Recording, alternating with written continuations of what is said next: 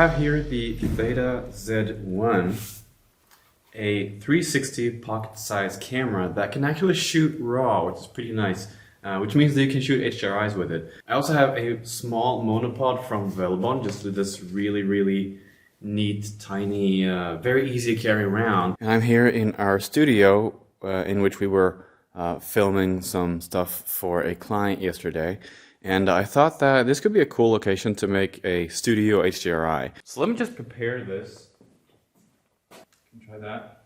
Now, this camera is pretty expensive. It's about $1,000, but it is so easy to carry around. So if you want to have a very quick run and gun HDRI machine, this is pretty cool. However, it's not a perfect solution because it takes quite a long time to capture the HDRIs. So you kind of want to make sure that the places you're shooting in are pretty still. But I mean, if you're inside like this, it's perfect because there's nothing moving. But if you are outside and it's windy, you have moving trees, moving clouds, you will get ghosting. And I mean, the HDRIs will be working just perfectly to light your scenes within 3D. But having them as visible background with ghosting is not a very good idea. I can actually show you some examples that I have from before. Also, one thing you want to think about is that since you have two lenses and they are more than 180 degrees, so you have some overlap in between them.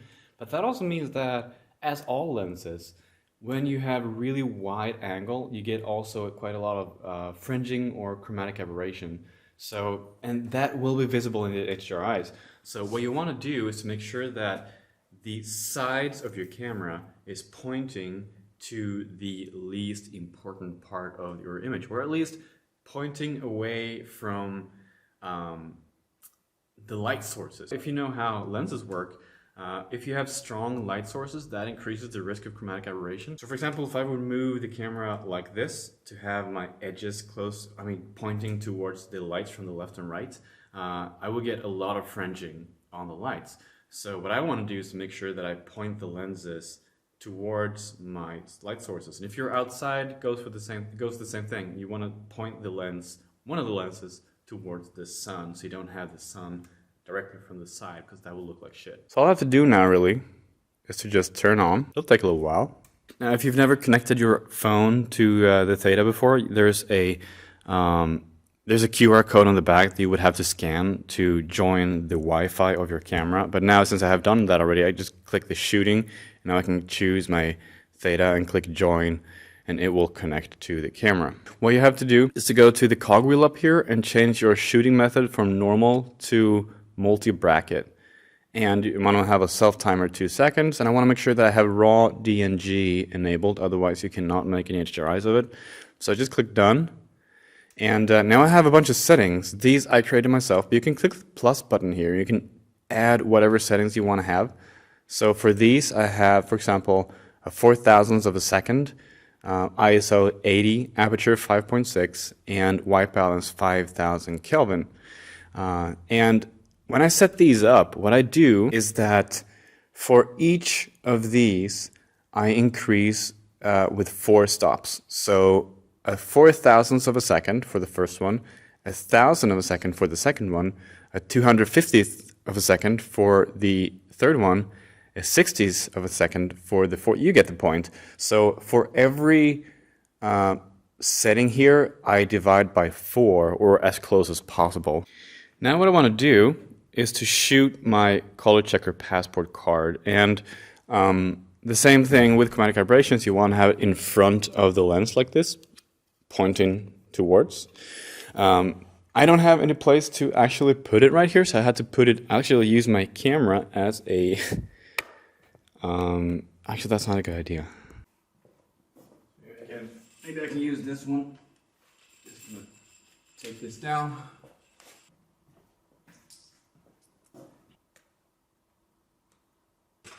This goes just in front of the camera, pretty close, because since you're shooting in 360, even the close things will seem to be pretty far away.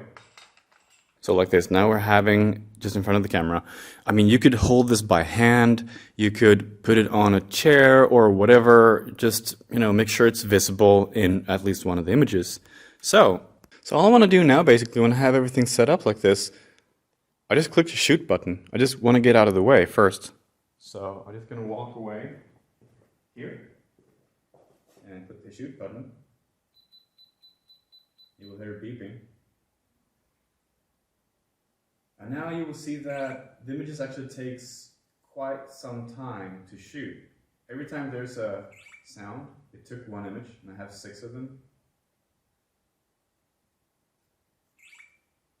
So we can now see the results. If I go to the picture viewer, it will download the images. Sometimes there it is. So now we can see here. You can look at the lighting conditions. You can see I can actually look around in spherical view. This looks pretty good. We'll go with that. So now I want to do the same thing, but without the color checker. I also do want to have the camera in the shot because I want to make it look, this HDRI, I want to make it look like it's actually like a studio setup. So I'll just hit the record button once more time. All right. Things looking good. We can go in here again to the shot list, download the images. It's not the fastest. Actually, it's not even download, it's just showing the loading the previews. But anyway, let's look around. Looks good. And let's look at the brightest one. Looking pretty good. Yeah, for sure. Let's go with this. Now, one thing I want to do too is to measure the height of your camera. Take note of that, because if you want to do some projection with HDRIs in 3D, you need to know the height of the camera to get it looking correctly. Also, don't forget, when you buy this, it comes with a pouch. Always use the pouch on when you are moving it or anything. These lenses obviously are not interchangeable. If you scratch them, your camera, your $1,000 camera is ruined. So always make sure to protect them using the pouch. So I just want to pack it up like this. Super easy, ready to go. So here I have my captured images, and I'm just going to open these in Photoshop. You can see they're all DNG, so it's all raw. And just to see what they look like, this is it. And I want to make sure to use, maybe this one. I just want to preview them now. We can use this one. So the 5th one I want to use. So I'm not going to open them actually, but what I want to do is to open a app called Color Checker Camera Calibration. That is X-Rite's own app for making profiles from your color checker card. So within this app, I just go here and I'll choose my 1, 2, 3, 4, 5, so 5th image. Okay, so it could not identify the card. So what I can do is to zoom in, and I can just place these here. I should have been closer, a lot closer actually. But just make sure that these squares are inside the color squares like this, and you should be fine. So now create profile. I'm not really sure actually if you can use one profile and always use that as long as it's the same camera, or you have to do a new one for each scenario. I think you have to do a new one for each scenario. I'm not really sure though. But anyway, I'm done, and now I can open Photoshop. And someone on Patreon actually suggested another program that is linear. I can't remember the name right now, but that was a great suggestion that I would actually love to try it out. I haven't tried it, so for now I will use Camera Raw, but apparently there is a better way to do it, but I haven't figured that out yet. Anyway, I'm just gonna select all my images, and I can go to here, Profile. You can click here, Browse Profiles, and open Profiles, and here you have the one you just created. You can see these are okay, so I can actually use the same one for all shots, because my old one and the new one are exactly the same, which also means that I know that I can trust the color checker card because I get consistent results. So I can just load my Theta Z1 profile here, because you can easily see that when I hover the mouse I get the correct colors, and when I don't, I have the wrong colors. You can see it actually does affect the lighting, or you know, the colors in the scene quite a bit. It's not very much, but that just means that I have a pretty good calibration by default in this camera, but I want to be sure that it is perfect, so I'll keep doing this. So anyway, I'm just gonna load that. Also, one thing I want to do, because even though I'm shooting with ISO 80, I get quite a lot of noise in these images. So I think it's worth noise reducing them quite a lot. And I mean, the noise ruins the HDRI more than some blur does. So it's better to have some softness in the image, but at least get rid of the noise. So this looks pretty good. And you know, by the way, I did exactly the opposite of what I should have done, because you see here, now I actually shot with the lights from the sides, which I shouldn't have done, which also means that we can see some fringing. You can see some fringing here around the lights. So this light here is all magenta. So it's not the best way to do this. So I didn't actually follow my own rule here. I totally forgot about it. It looks pretty good. The quality of the HDRI is not amazing. As I said before, you will not want to use this as a visible background in most cases. For some cases it works, but I bought this camera mostly because I wanted to be able to take to make HDRIs for product photography, or I mean product rendering, or for just experimental purposes. So these are not supposed to be used like in visible backgrounds or anything. So what I can do now is to click the convert and save button up here, and I want to save them as, you know, TIFF works or DNG, doesn't really matter, just save them as something. And I want to save them in the same folder like that. And everything looks good. 16-bit TIFF. Sure, let's go ahead and save them. You should see them popping up here now. Yep, there we go. Now what I want to do is to open PTGUI, and PTGUI is a program for stitching HDRIs or stitching panoramas, but it can also handle HDRIs very, very well. And this is my favorite program. It does a really good job. It's not perfect, but it has some really nice tools. So all I have to do is to click load images. I want to load the TIFF files that I just saved, my calibrated ones.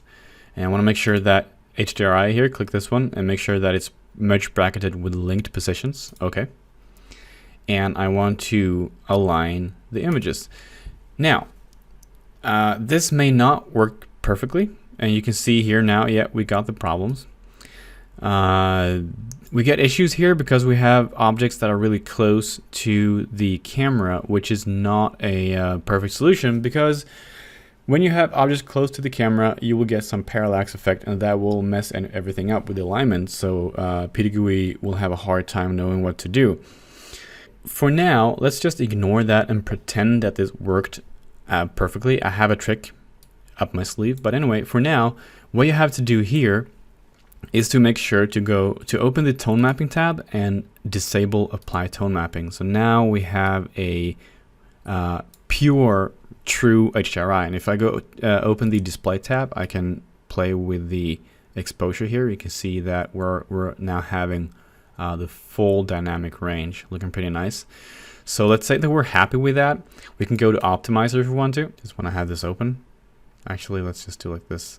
And if I click optimize, I get a really bad result, but that is nothing strange. You don't really have to change anything else. You can go here to exposure and click optimize that as well if you want to you know, get rid of vignetting and stuff if you have any of that. But all I want to do now is to go to create panorama. I want to make sure that I have not low dynamic range but high dynamic range, and I want to make sure to save as HDRIs because the HDRI files are a bit smaller. And I'm happy with this. Now, if you have a perfect alignment here, you can just click create panorama, and you will have your finished HDRI. 7,500 pixels, pretty good. But now we did not have a perfect alignment. So what do we have to do? Well, in PTGUI, this is why I love it. You can save projects as templates. So if you have a perfect alignment, and the way to get a perfect alignment is just to walk outside on somewhat open field, like on the road or a parking lot or anything, and take one HDRI, and you make a project in PTGUI that you actually get a perfect alignment, and then you click save template. And now, if I don't really have to do this, but I can do it just for the point of it. I can have a new project, so an empty project. You don't have to have an empty project, but anyway, what I can do is to go to Tools, Batch Builder, and I can select my images like this, open, and I can here use template, and I have my theta template here that I saved before from a successful alignment. So I just click that one, and I can send it to the generated batch stitcher, and I can just click generate. You can see here now it's generating. So this is pretty nice, because if you've shot like plenty of HDRIs through all the day, you can easily batch through all of them super fast doing it this way. So now I'm just gonna, here you can see that my HDR actually got saved as an EXR, sadly, but it's okay. Just gonna open this, and hopefully our alignment will be way better. So here it is. You can adjust the exposure here, the preview exposure. We have some issues here. As you can see, all these black weird lines here. These are because my template here that I used was made for 5 bracketed images, and in this case I used 6 of them, which is not very good. So the way to fix that is to make a new one, but I could ignore the last one. So make sure that I have the same amount of bracketed images that I had in my template, and I can run this now, and I get a new HDRI, and I can open this one, and I should be having a better result. Yep, you can see now it looks perfect. So what you have to make sure is that when you do your template, remember how many brackets you actually used, because you have to have the same amount when using a template. But this is looking pretty good. The stitching is perfect, and you can see we have some fringing, as I told you about, that we would get. So I really should have turned the camera 90 degrees, but it works flawless for this purpose. So I can use this to light my scenes. Also, by the way, here is an example that I shot a few days ago as an example of the ghosting effect. Now, this is why you kind of don't want to use this camera for exterior HDRIs, because since you have such a long exposure time, or a time to capture the images, because I mean, it can capture the images really fast, but the saving time of the images is quite slow. So in between the different brackets, you will have a lot of movement in your surroundings. So for example, you can see here I have double flags. I have one flag here, and there's one here, and there's part of a flag here which shouldn't be there, and that's because the time delay of the different brackets. Same goes for the sky. If I turn down the exposure here, and you can see that there is some movement in the clouds. Here's very visible actually. So here you can really see it very clearly. You can see the ghosting effect here, how the clouds have moved between the different brackets. So it works. You can definitely grab exterior HDRIs with this and use it as lighting. You can use it as background images as well, probably decently well. But all I want to say is that it is a pretty expensive camera, and these are like the best results you are getting. So it's I think, to me, buying this camera was worth it, because I want to play around with it. I want to have a very quick and dirty way to capture HDRIs for different projects. But you really have to weigh the quality compared to the cost of the camera if it's something that you can use in your productions. Now, another thing I like to do is to open Affinity Photo. And why I use this is because Photoshop kind of sucks at what I'm trying to do right now. So Affinity does a very, very much better job with this. So all I want to do first is to increase the exposure a little bit, like this, and then select my HDRI layer. I want to go to Layer, Live Projection, and Equirectangular Projection. So now you can actually get a spherical projection like this and look around. Photoshop has this feature as well, but it's really, really laggy. So the reason for this is because I want to look down, and now I can hit for example, the clone tool, and I can clone away this here. Actually, what I want to do, I think I want to use the in-painting brush like this, and see, maybe I will get some really shady results here, but we'll see. Yeah, pretty good, pretty decent. So I can just do it some more. get kind of like a highlight here that is like really strange, but I guess I can use the normal, maybe the healing brush actually, so I can kind of select where I want to pick my points or my sources. Yeah, so it looks pretty good. Also, let's say if you're like having a bird or something flying in one of your images that you want to remove, this is also a great way to do that.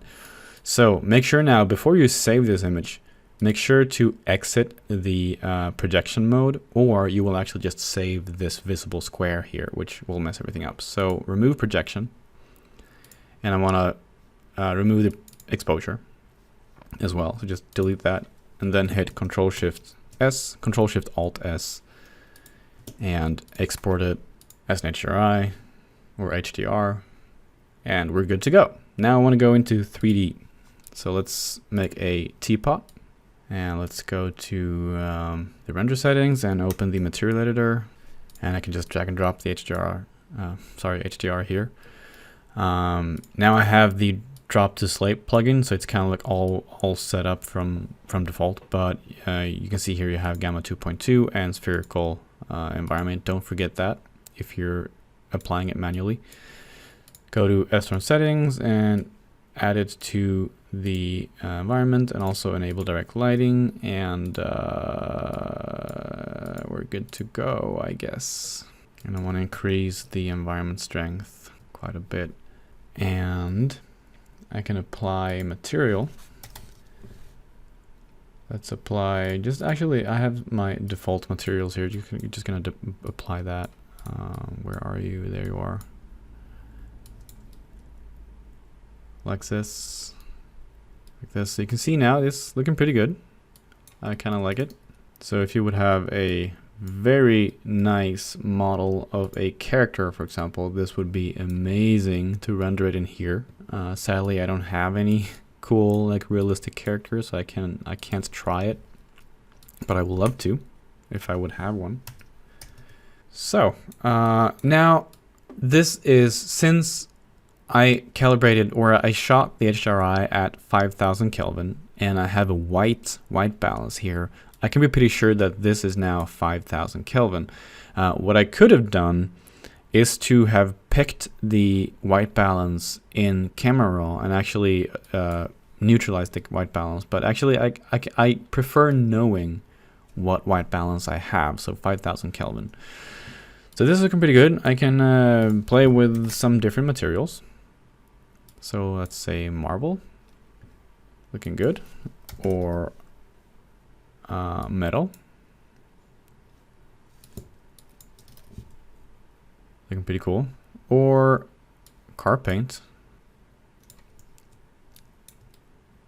This looks really nice.